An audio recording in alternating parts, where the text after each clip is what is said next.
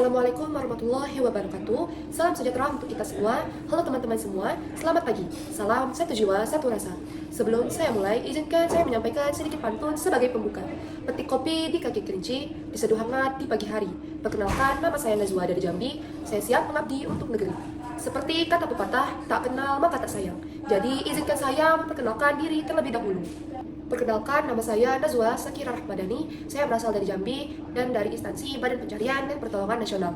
Asal saya dari Jambi dan penempatan saya sendiri di Kantor Pencarian dan Pertolongan kelas B Jambi. Saya tergabung pada Angkatan 7, kelompok 3 pada gelombang 1 di pelatihan dasar CPNS Basarnas tahun 2025. Pada video kali ini, saya akan membahas tentang pengalaman saya pada pembelajaran agenda 3 di hari kedua.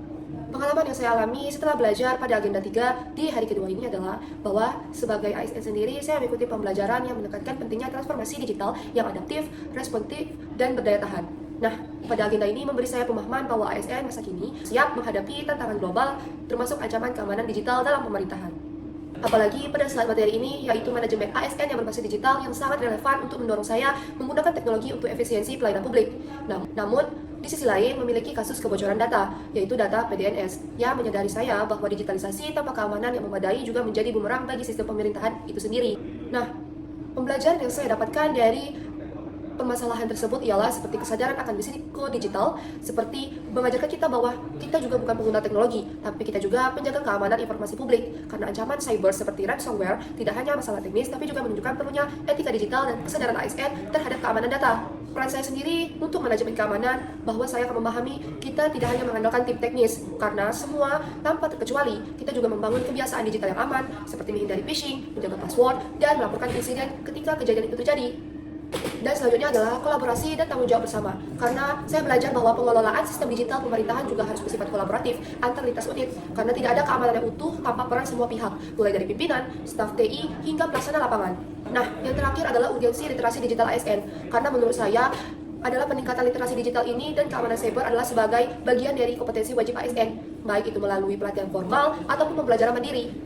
Yang ketiga, Selanjutnya adalah integrasi nilai berakhlak dalam keamanan digital.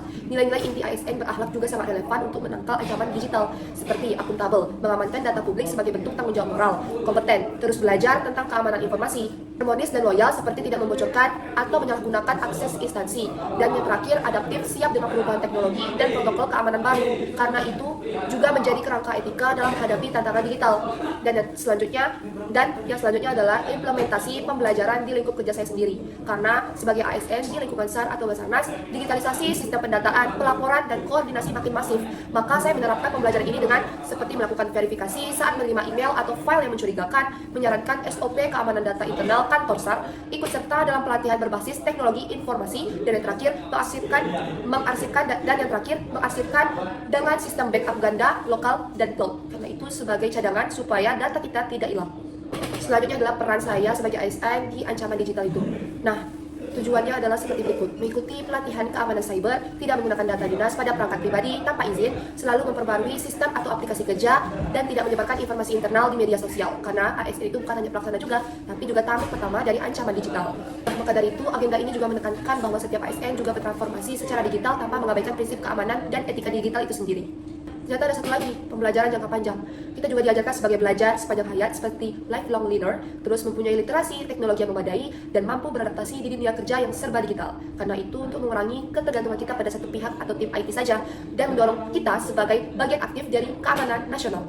Dan dari hal tersebut, saya dapat menyimpulkan bahwa transformasi digital di pemerintahan juga seperti misalnya pedang bermata dua. Karena tanpa penguatan kapasitas ASN sendiri dalam manajemen risiko digital, pemerintah akan selalu rentan terhadap ancaman. Maka dari itu, melalui pembelajaran agenda ini, saya semakin yakin bahwa peran ASN itu bukan hanya melayani saja, tapi juga menjaga kepercayaan publik melalui tanggung jawab digital.